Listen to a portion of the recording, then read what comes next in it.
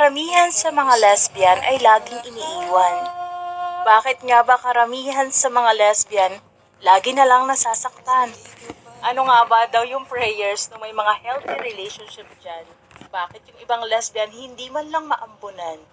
Alam mo, hindi ko naman ilalahat ha.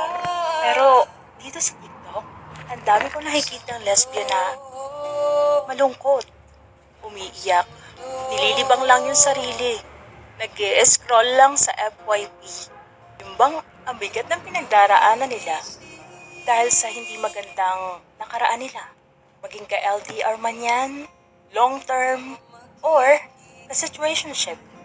Pero alam nyo, yung mga lesbian na yan, oras na tamaan talaga sila. Binibigay nila more than 100%. Kaya siguro gano'n na lang sila masaktan, ano? Sasabihin nila sa sarili nila, I did my best, my very best pa nga. Ginawa ko siyang prinsesa, ratong reyna pa nga eh. Pero iniwan pa rin ako, pinagpalit pa rin ako.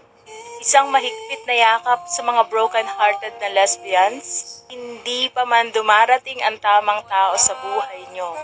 Mas mahalaga, mas minamahal nyo ngayon ang sarili nyo.